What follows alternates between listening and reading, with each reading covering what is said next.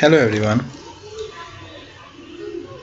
In this lecture, we will discuss about attitude and job satisfaction of employees working in organizations.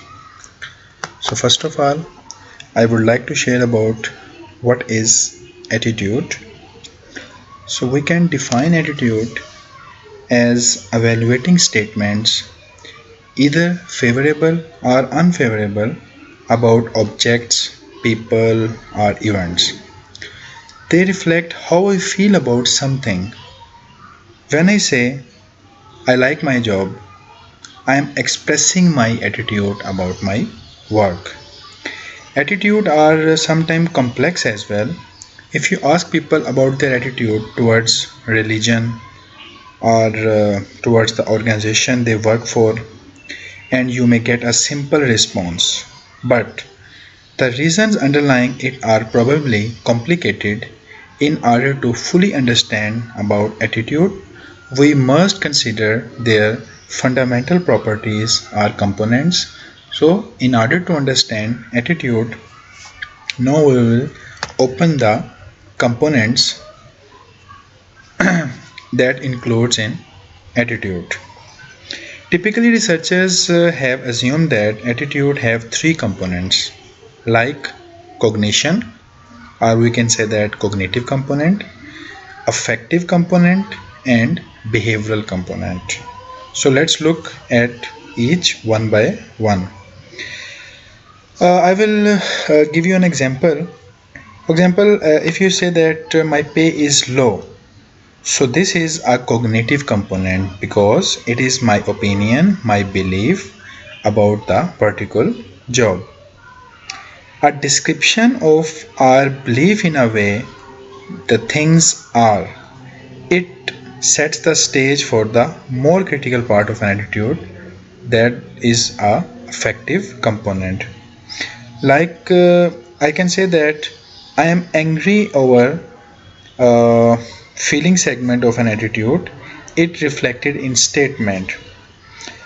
For example, if I say that I am paid a low salary, so this is my affective component because this becomes the part of my emotions or my feeling. So finally, affect can lead to behavioral outcomes, like such kind of effect converted into my action.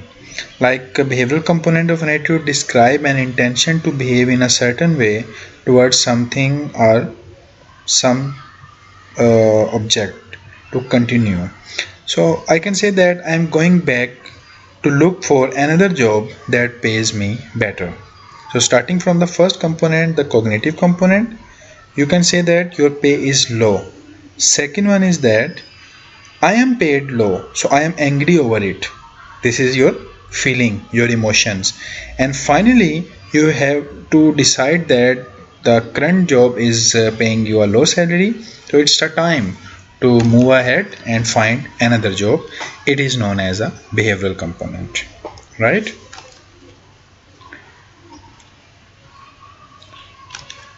So now let's look at some moderating variables. The most powerful moderators of attitude relationships are the importance of attitude, its correspondence to behavior, its accessibility, the presence of social pressure, and whether a person has direct experience with attitude or not. Important attitude reflect our fundamental values, self-interest, or identification with individuals or group we value. These attitudes tend to show a strong relationship to our behavior. So starting to understand about the specific attitude, they tend to predict some specific behaviors, whereas general attitude tend to best predict general behavior. For instance, asking someone about her intention to stay with an organization for the next 6 months is likely to better predict turnover for that person than asking her how satisfied she or he is with her job or his job overall. So on the other hand, Overall job satisfaction would better work or motivation to contribute to her organization, to predict a general behavior such as whether an individual was engaged in his or her work or not. Attitude that our memories can easily access are more likely to predict our behavior. Interestingly, you are more likely to remember attitude you frequently express. So, the more you talk about your attitude on a subject, the more likely to you remember it and more likely to shape into your behavior. So this is basically the general difference between the specific and the general behavior. So now let's look about the some discrepancy between attitude and behavior. So in order to understand between these two terms, first of all we can look at the example that some people are having different kind of attitude, and when we will want to see their action, so action is not matching with their attitude. Like an employee who holds strong anti-union attitude attends pro-union organizing meeting. So this is a discrepancy because the person having an attitude that they are not supporting union, but the person is participating in the union meeting.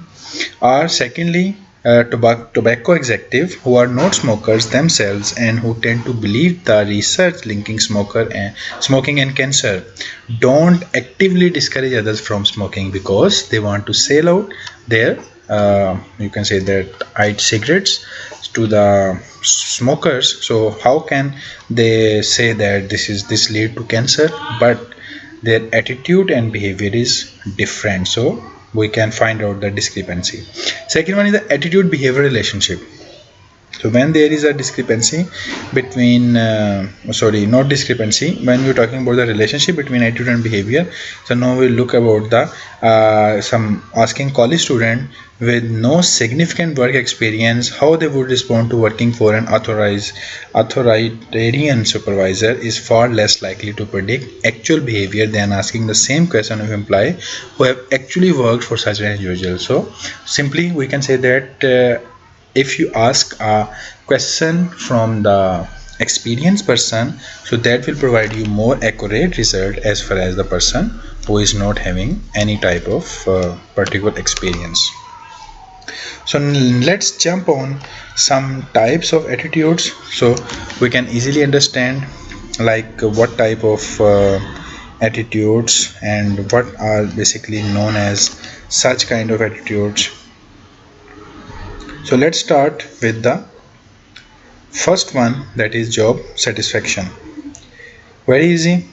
When people speak out imply attitude, they usually mean job satisfaction, which describes a positive feeling about a job resulting from an evaluation of its characteristics. A person with a high level of job satisfaction holds positive feeling about his or her job, while a person with a low level holds negative feeling. Definitely. Because OB researchers give job satisfaction high importance, we will review this attitude in detail in the next lectures, hopefully if you will connect it to us. Second one is the job involvement. Related to job satisfaction is job involvement, which measures the degree to which people identify psychologically with their job and consider their perceived performance level important to self-worth. Employees with a high level of job involvement strongly identify with and you can say that really care about the kind of work they do. Right. Sometime job involvement is a closely related concept with psychological empowerment belief because it is a degree to which the employees influence their work environment, their competence, the meaningfulness of their job, and their perceived autonomy. Right? So, psychological empowerment and job involvement, both we can say that can be understood at a same level.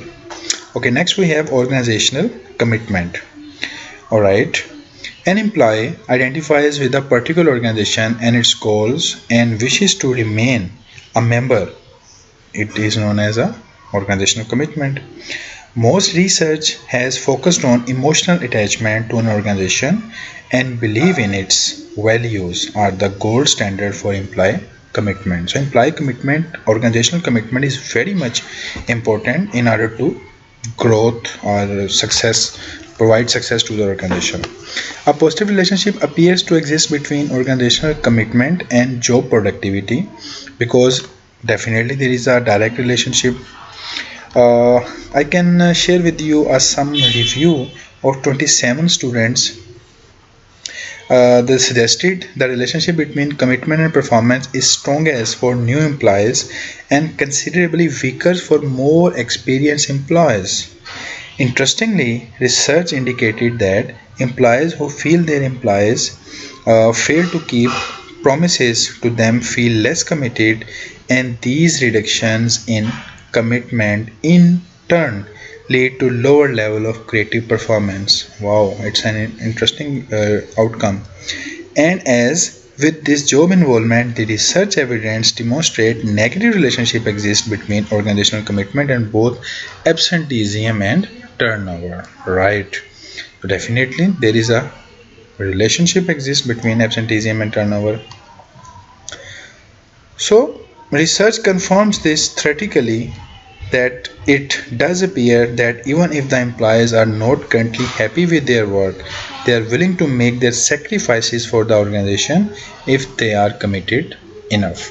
So if you are committed with the organization, if you think that your organization will support you at that time when you can say that you are in tension, you are in problem or crisis, so now it's our time, it's our responsibility to, you can say that, put our effort back to support my organization. Then of course the organization commitment level high and organization will grow.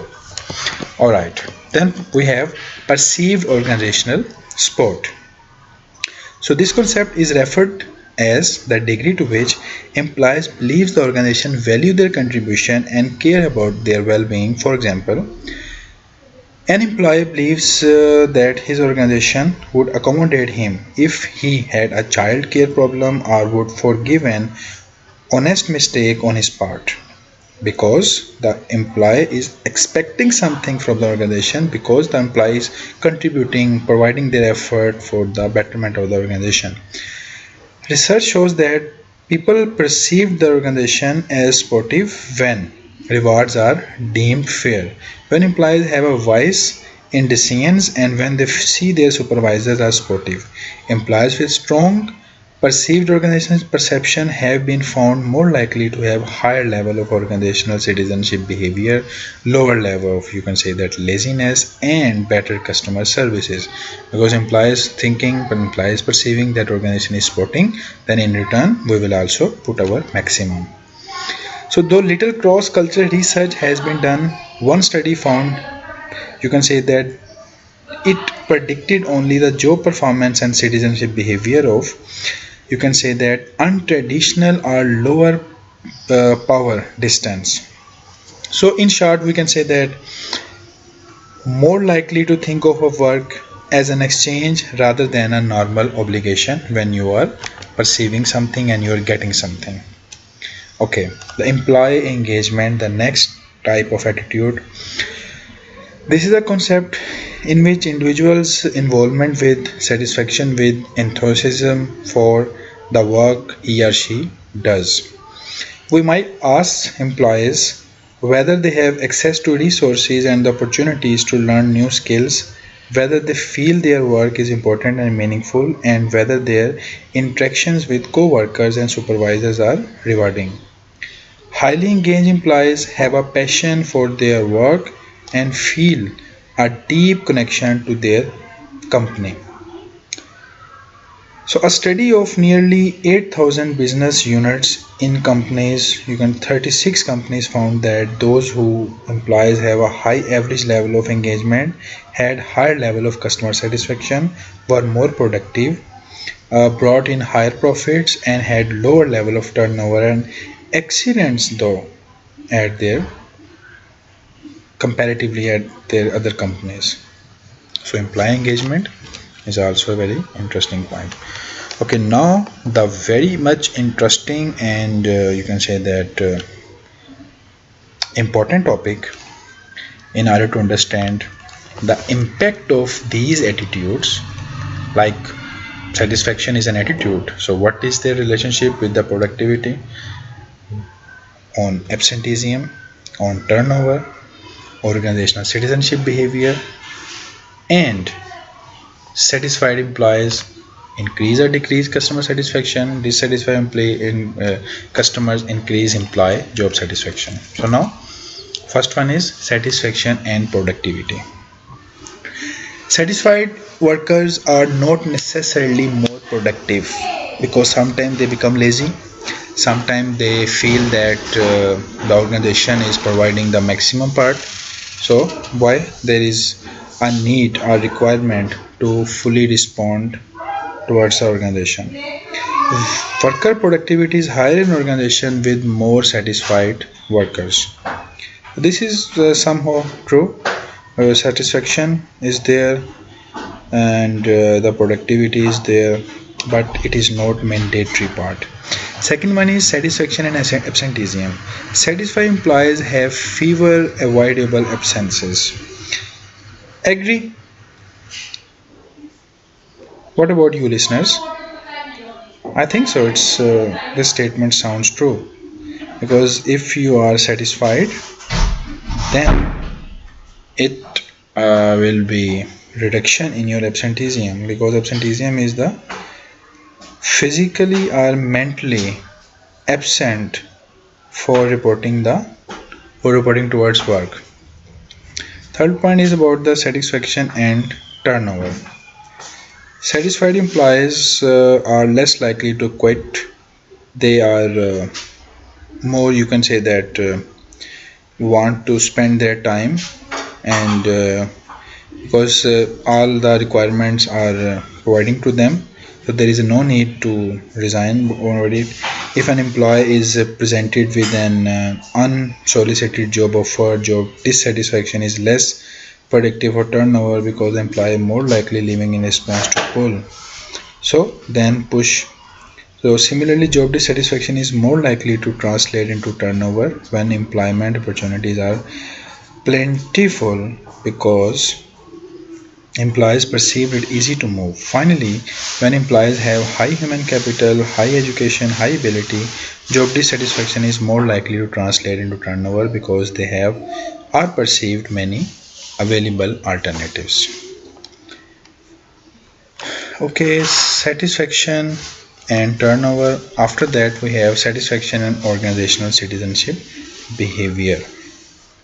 OCB is attitude when you want to work beyond the job requirement, beyond the organization assignment. So if you are satisfied, then we can expect from the satisfied employees they feel fairly treated by and are trusting of the organization, are more willing to engage in behavior that go beyond the normal expectation of their job.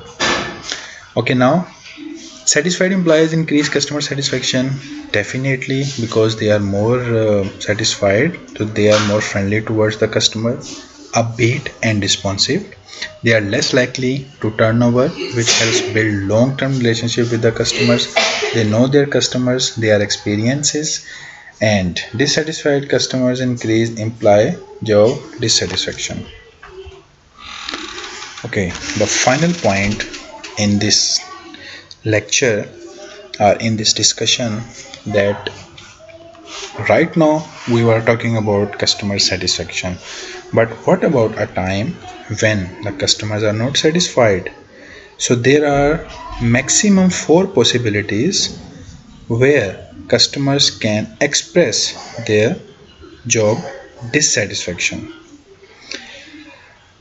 Right, we can say that when employees like their jobs and when they dislike their jobs. On theoretical model, the exit wise loyalty neglect framework is helpful in understanding the consequences of job dissatisfaction.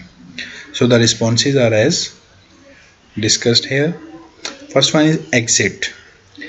The exit response direct behaviors towards leaving the organization, including looking for a new position as well as resigning.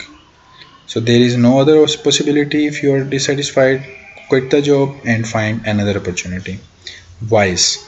The wise response includes actively and constructively attempting to improve conditions, including suggesting improvement, discussing problems with supervisors, and undertaking some forms of union activity. So, in this, you can say that situation, you will try to struggle hard for the improvement or betterment of the position of the situation of the company. Then you become uh, comfortable with the particular situation. Loyalty. This situation response means passively but optimistically waiting for conditions to improve, including speaking up for the organization in the face of external criticism and trusting the organization and its management to do the right things. So you are committed to your organization. You are having you can say that attitude in your mind that right now the organization is in crisis. So there is a time to support the organization, to suggest the organization, then the organization can improve their situation, and finally we will find out a good way. So you are agree to wait up to that time when the things will be better. Okay, finally the neglection. Okay, at this stage you are going conditions to worsen. Your response passively allow conditions to bad and includes chronic absenteeism and lateness, reduced effort, and increased error rate. So no, in this point you are not trying at least to improving the situation or putting your effort for the betterment of the company. So this is the end of the session. Thank you very much for the listening. Goodbye.